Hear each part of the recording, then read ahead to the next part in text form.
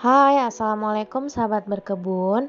Video kali ini saya akan sharing gimana caranya mindahin tanaman dischidia dari papan seperti ini supaya bisa pindah ke pot agar tampilannya lebih cantik, dan apa aja medianya dan bagaimana treatmentnya supaya tanamannya bisa kembali cantik dan segar lagi setelah stres dalam perjalanan. Happy watching! Nah, ini jadi saya order tanaman dischidia dari marketplace. Yang ini namanya dischidia imbricata. Kondisinya dia masih nempel di pakis. Lalu yang kedua saya order dischidia rimicola. Ini saya beli 2 rimicolanya dan kondisinya juga masih nempel di batang kayu yang diubet pakai benang, dan kayaknya ini ada sedikit kokopitnya. Bisa dilihat ini daunnya banyak yang mengkerut, mungkin masih dehidrasi dan masih stres perjalanan. Pertolongan pertama untuk si dischidia, kita harus siapin air. Di sini saya kurang lebih pakai 1 liter air dan saya pakaiin vitamin B1. Ini tuh fungsinya untuk mengurangi stres dan merangsang pertumbuhan.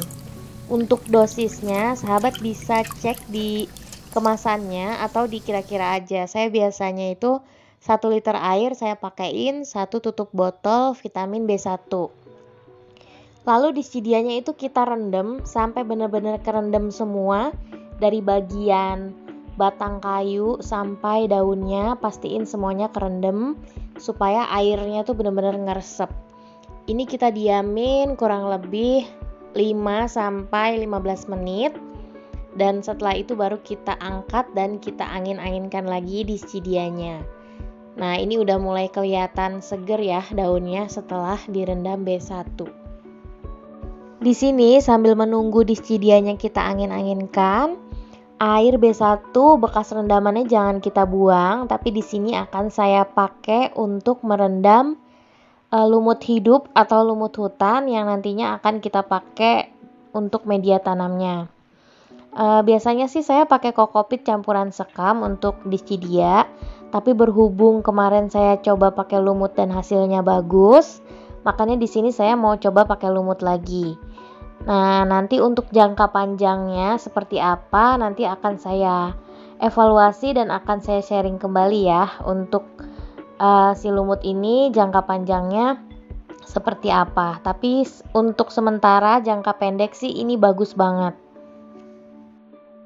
Untuk potnya, di sini saya pilih pot gerabah karena pot gerabah itu menghadirkan kesan yang natural. Tapi selera ya bun. Lalu step selanjutnya, kita buka benang atau tali yang mengait. Ini bisa digunting atau pakai cutter, bebas. Nanti setelah talinya ini kebuka, kita akan tahu nih bagian akarnya udah nyatu atau belum sama papannya. Nah, ini kita tinggal tarik aja pelan-pelan dari bagian akar. Nah, ini kan mudah terbuka ya sahabat. Tandanya ini si akarnya belum nyatu sama si papannya. Jadi si papannya nggak perlu kita ikut tanam. Kecuali kalau bagian akarnya udah nempel nih sama papannya, baru itu kita perlu tanam sama bagian papannya supaya akarnya nggak stres. Pokoknya kuncinya akarnya itu jangan sampai stres. Step selanjutnya kita tinggal tanam aja seperti biasa. Ini tinggal masukin lumutnya. Lumutnya nggak perlu terlalu diperes.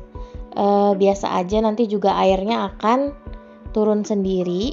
Lagi pula dischidia itu suka media yang lembab. Kalau di rumah saya sih seperti itu ya. Jadi dischidia itu suka yang lembab. Di habitat aslinya pun dischidia itu tinggalnya di tempat-tempat yang lembab. Nah, ini lumutnya lebih bagus kalau bagian hijaunya itu menghadap ke atas ya. Jadi dia makin cantik tampilannya. Ini pastiin aja bagian lumutnya itu mengcover semua bagian. Jangan sampai ada bagian yang kosong. Apalagi bagian di dekat akar ya, itu wajib banget terselimuti dengan media tanam.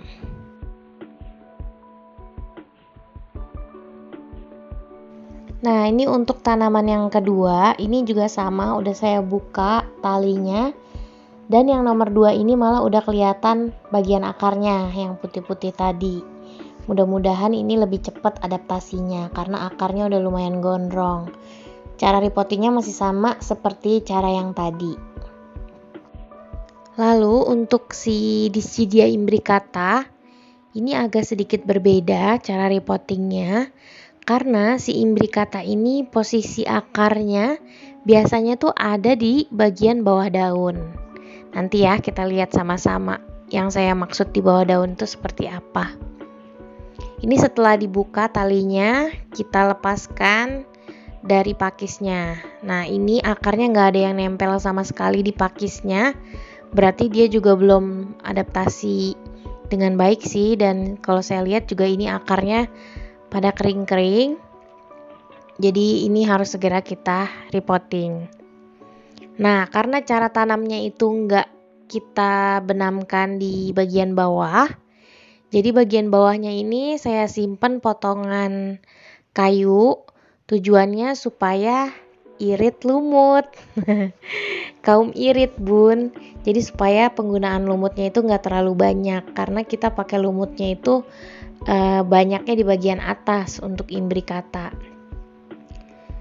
Nah, ini nih jadi si dischidianya ini kita ambil. Nah, terus kalau bisa diperhatikan, dia itu bagian akarnya tuh ada di belakang daun sini. Jadi, kita itu nanamnya ditidurkan seperti ini. Tuh, jadi nggak kita masukin ke dalam pot, tapi kita tidurkan seperti ini. Tujuannya apa? Supaya akarnya itu bisa menyentuh media tanam dengan baik. Nanti kalau ada yang kurang media tanamnya, kita tinggal tambal-tambal lagi pakai lumut. Sama nih semuanya, kita atur-atur aja gimana caranya supaya akar-akarnya itu bisa nempel ke media tanam. Semakin banyak akar yang nempel ke media tanam, itu akan semakin bagus. Tapi kalau nanti nggak memungkinkan untuk bisa nempel semua, ya nggak apa-apa, sebagiannya bisa menjulur, nggak masalah. Yang penting di setiap bagian batang itu harus ada akar yang nempel ke media tanam. Nanti kalau sahabat udah lihat secara langsung pasti paham deh apa yang saya maksud. Karena imbricata ini bagian akarnya memang adanya di bagian bawah-bawah daun. Dan ini adalah kondisi tanamannya setelah 2 minggu saya pindahkan ke pot. Ini kondisi daunnya sudah mulai membaik, sudah mulai kaku dan segar lagi. Walaupun kondisinya tidak 100% bagus, tapi sudah terlihat lebih sehat tanamannya. Dan jangan lupa ya, simpen tanaman Dischidia di tempat yang teduh dan terang. Terima kasih sudah nonton. Wassalamualaikum.